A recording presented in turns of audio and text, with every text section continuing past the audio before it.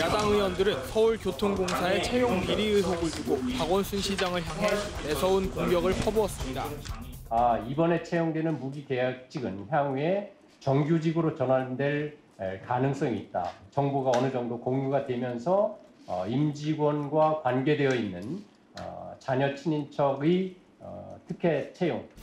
한편 오후 2시 반쯤에 김성태 자유한국당 원내대표가 채용 비리를 엄중 수사하라며 서울시청에 진입을 시도하다 몸싸움이 벌어지기도 했습니다. 어떻게 보면 이런 것을 적발하라고 국정감사가 있는데 지금까지는 무슨 정치 공세 정쟁만 일삼다가 요거는 자유한국당에서 그나마 한 건을 했다라고 제가 인정을 한다. 이런 근데 이제 이게 한 건으로 끝나는 게 아니고 그렇죠. 교통공사 하나로만 끝나는 게 아닌 게 1만 7천 명 직원 중에서 11.2%에 달하는 1,912명 직원들과 친척 관계인 것으로 드러났다. 이게 어제 오늘의 일이 아니라는 거예요. 그리고 이게 교통공사의 문제가 아니라 서울시에 있는 전 산하기관 공기업의 문제고 또 서울시의 문제가 아니라 모든 정부기관의 공기업의 문제고 또 공기업의 문제가 아니라 모든 대기업의 귀족노조, 제가 늘 말하는 귀족노조의 문제일 수 있다. 이게 저는 일반파로 커질 거고 이번 주에 끝나는 문제가 아니라고 생각해요. 그래서 이번 기회에 대대적으로 이 문제를 파헤쳐서 정말 시정해야지 이거 보통 문제가 아닙니다. 근데 이게 청년 실업이 이렇게 심각한데 이게 되는 얘기입니까? 이게 파장이 앞으로 커질 거고요. 근데 이 서울교통공사 건에서 이 민노총 책임 커요. 민노총이 사실 구의역 김구은 목숨 가지고 잔치를 벌인 건데 이 사건이 지금 숨겨진 게 뭐냐면 그날 그 구의역 은성 PSD라는 회사의 직원인데 원래 2인 1조로 나가게 돼 있는데 혼자 나갔어요. 근데 그 당시에는 안 밝혀졌는데 이번에 이제 판결문에서 밝혀진 게 민노총 집회 참석한다고 한 사람이 빠진 거예요. 그러니까 이 사무실 가서 감독하는 일을 이 사람이 간 거예요. 그래서 김군이 혼자 간 겁니다. 근데 서울시, 이게 제가 처음 여기서 공개하는 건데 서울시에서 당시 이 사건 조사위원회를 구성해서 조사 보고서를 냈습니다. 근데 거기는 그냥 노조도 없고 민노총도 없어요. 굉장히 이 사건의 본질을 이해하는 데 중요한 것이고 이 무단 이탈을 한 거거든요. 근무해야 되는 사람이 근무 안 하고 그 무단 이탈해서 집회를 간 거예요. 그것 때문에 사실 직접적 원인이 1차적 원인이고 그다음에 이 김군의 한 사람이 민노총 조합원이에요? 그렇죠. 조합원이죠. 그리고 이것 때문에 김군이 죽고 나서는 또 민노총이 정규직화해야 된다라고 판을 벌리고 그때 문재인 대통령도 정규직화해야 된다. 서울시도 하자해놓고 고용세습 잔치를 벌인 거예요. 그러니까 어떻게 보면 그렇잖아요. 제가 이 표현을 쓰고 싶지는 않지만 그 죽음에 책임 있는 사람이 그 죽음을 이용해서 또 자기 이득을 챙겼다. 그러니까 그렇게까지 말하는 건 좀 과도한 것 같은데. 1차적 원인은 맞죠. 그래서 민노총이 이 부분에 대해서는 책임 있는 입장을 내야 돼요. 어쨌다를 떠나서 인천공항공사 부분도 지금 이런 부분이 의혹이 제기됐어요. 그래서 그것은 제가 여당이다 야당이다를 떠나서 이런 채용 비리가 있는 거잖아요. 이것은 어쨌든 서울시에서는 감사원 감사 요청을 스스로 했어요 지금. 그래서 감사원 결과를 이제 지켜보면 알겠지만 뭔가 있긴 있어요 지금 보니까 구린데가. 그래서 이 부분은 제가 여당 인사지만 저는 냉정하게 이건 꼬리를 잘라야죠. 그렇죠. 그리고 아주 이게 이런 게 무서워요. 그러니까 여당이 이러면 계속 지지를 받는 거지. 꼬리를 자르고 여기에 관련자들은 책임을 물어야 돼요. 그렇지 않습니까? 그래서 국정감사에서 제기된 이런 문제들은 가벼이 넘기면 안 된다. 네, 대망의 일인데요. 이게 사립유치원 비리를 폭로한 더불어민주당 박용진 의원입니다. 예, 1차적인 기관은 저희입니다. 예. 유치원의 교비를 가지고 유치원 원장 핸드백을 사고 노래방, 숙박업소에 사용하고 심지어는 성인용품에서 용품을 샀습니다. 감사를 관내 유치원의 10%도 하지 않은 것도 있습니다. 대한민국의 대학교 75%를 하는 사립 유치원이 적폐가고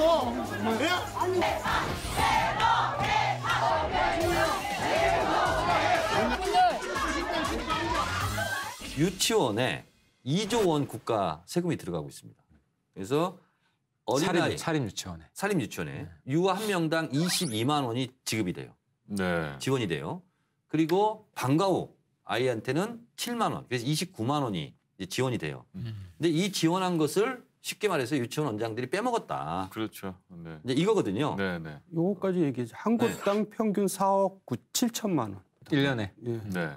그래서 보니까 이 빼돌린 상황도 이게 소위 말하는 비리백태 참 이게 보니까 참 기가 막히더라고요. 원장이 본인 차량 기름값, 차량 수리비, 심지어 노래방, 숙박업소에서 그러게 결제를 하고 말입니다. 예. 닭 한 마리로 아이 30명 그러게 말입니다. 나눠줬다는 거예요. 아유, 그리고 네. 수박 한 통으로 100명. 100명이 먹었대요. 네. 사과 한 개를 12에서 15쪽으로 나눴다. 그러니까요. 자.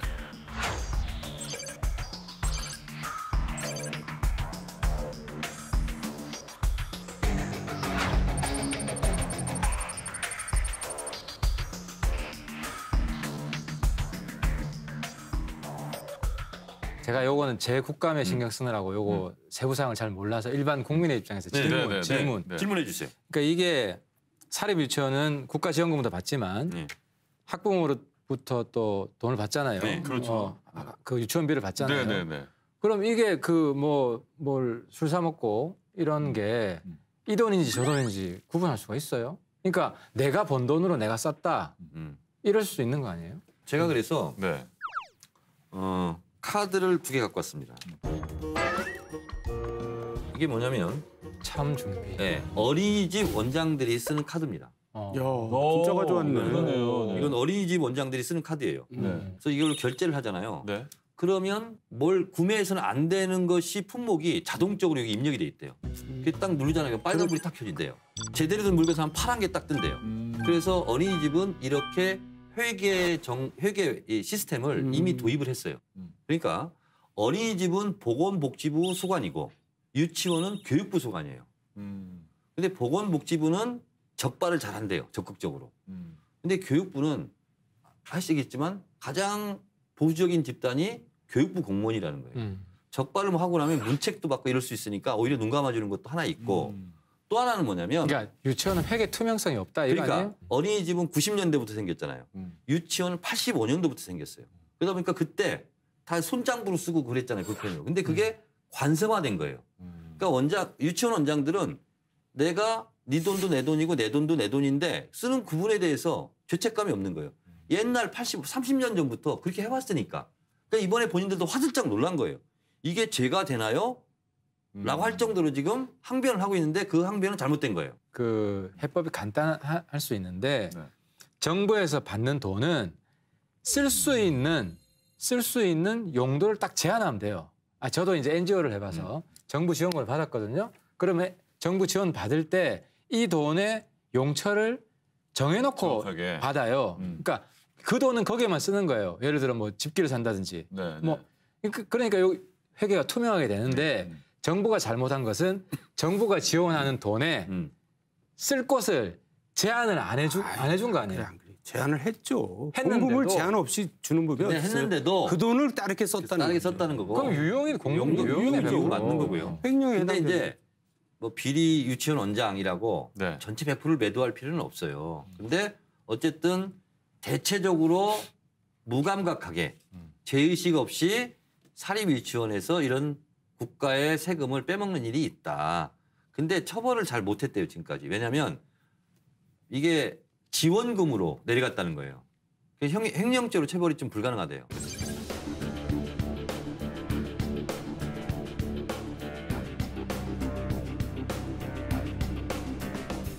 그래서 이거를 보조금으로 바꾸는 것. 이게 이제 유아교육법 박용진 의원 개정안의 핵심이에요. 횡령죄로 처벌할 수 있도록. 지원금은 횡령죄가 안 되는데 네. 보조금을 하면 그렇죠. 횡령죄가 된다. 네. 법적 또 네. 그 루폴이 있네요. 네네. 또 중요한 부분이 이제 빠져 있는데 왜 이런 일이 계속되어 왔느냐에 정치권에도 책임이 있죠.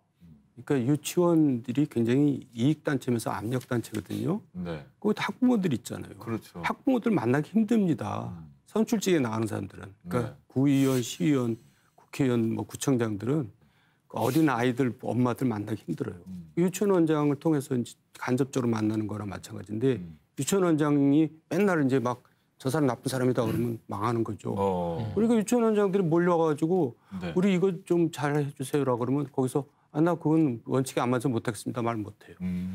그래서 이제 이런 일이 쭉 계속된 원인 중에 하나죠. 그래서 박용준 의원이 굉장히 용감한 겁니다. 그러니까 지역에서는 완전히 뭐 그러니까 그냥 100명의 지지자보다 네. 1명의 반대자가 더 무서운 거거든요. 네, 네. 근데 박용준 의원은 지금 전국 유치원, 지역구에 있는 유치원을 다 저거로 지금 돌려놨어요. 아, 그러네요. 그러니까 이제 이건 굉장히 용기 있는 행동이죠. 유치원 원장들도 이제 다 나쁜 사람들은 아니잖아요.